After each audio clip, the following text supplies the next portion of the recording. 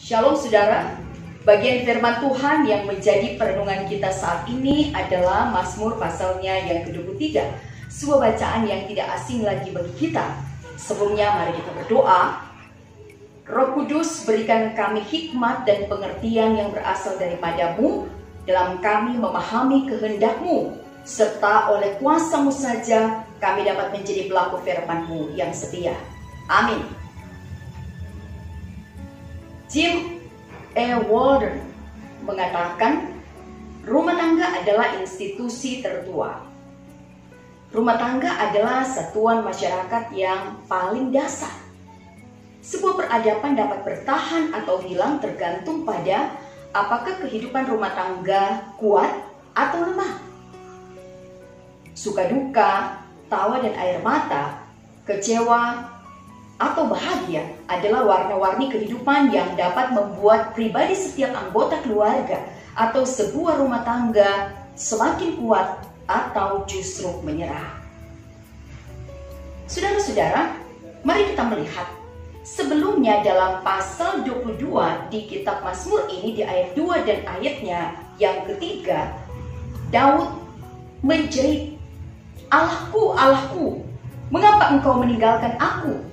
Aku berseru tetapi engkau tetap jauh dan tidak menolong aku.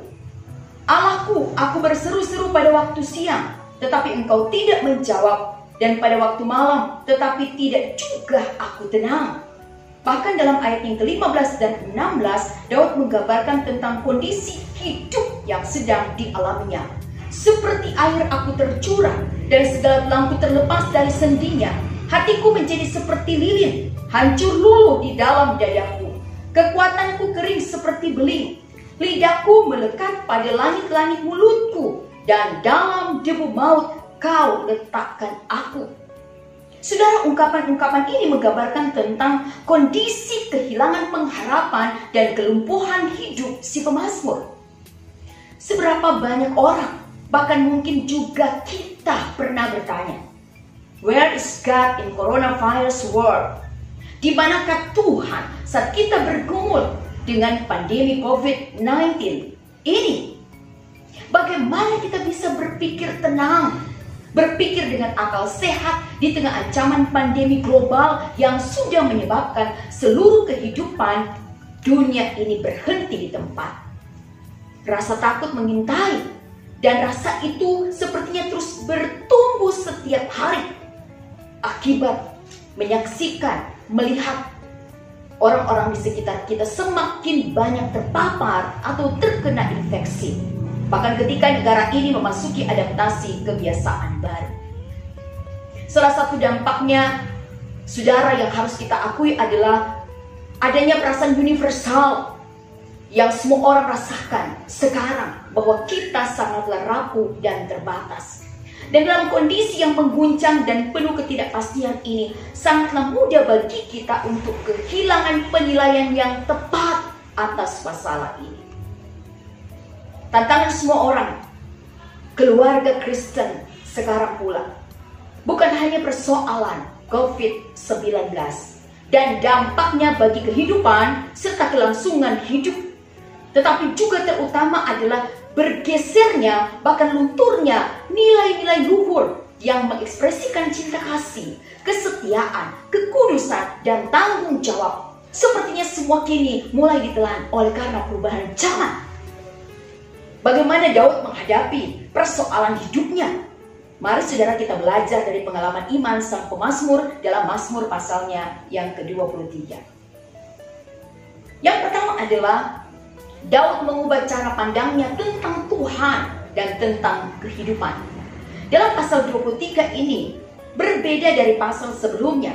Ketika tadinya di pasal 22 ayat 2 dan 3 dan ayat 15 dan 16, justru Daud berkeluh kesah, meratap, menggambarkan kondisi kelumpuhan hidupnya dan ketiadaan hari esok. Kini Daud bersyukur.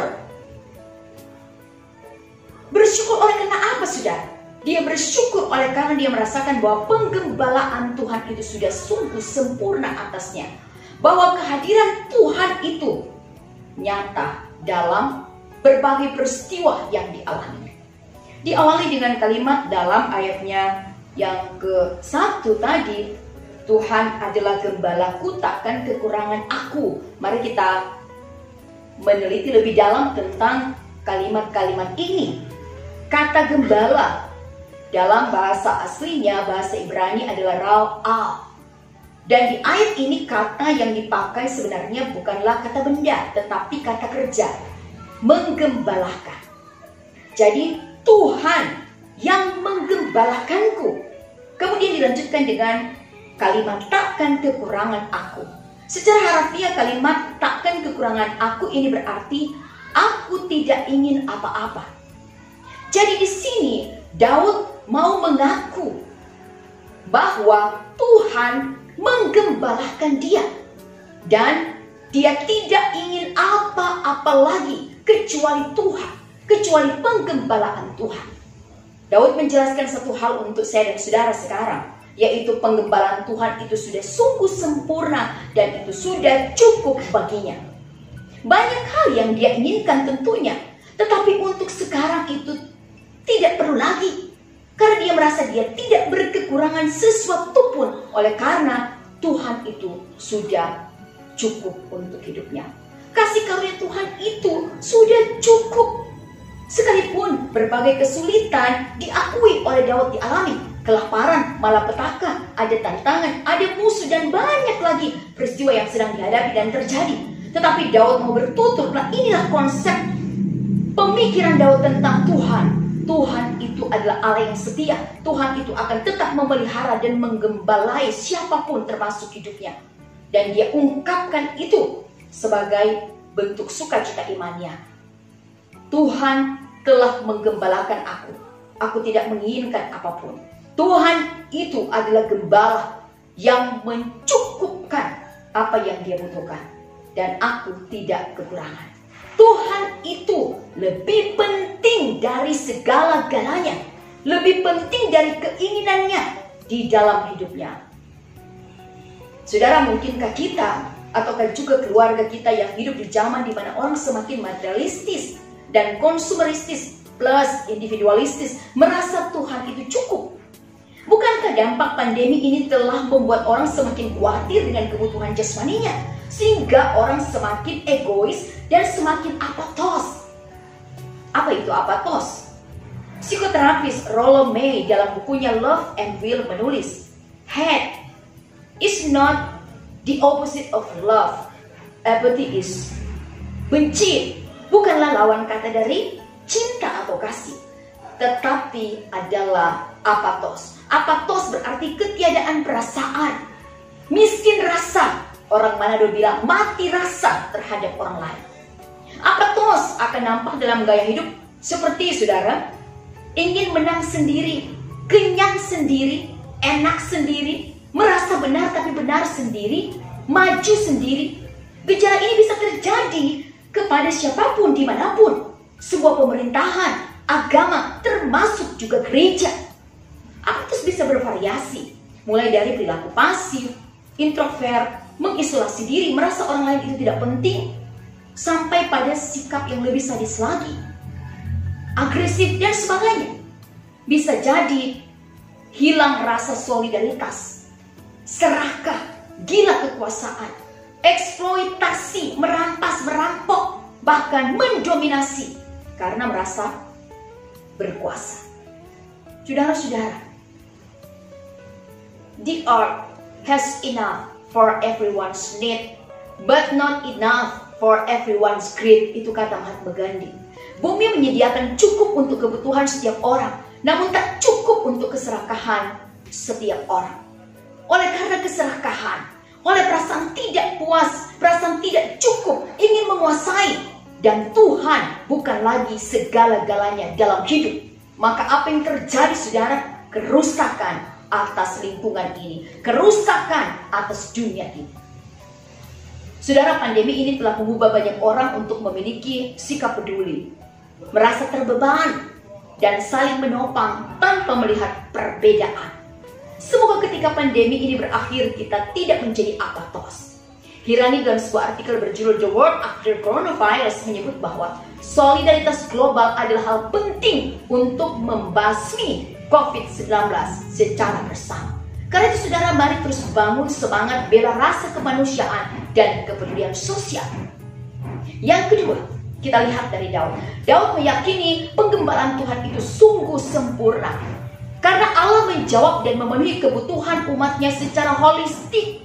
Tidak ada satupun yang tidak disentuh oleh Tuhan.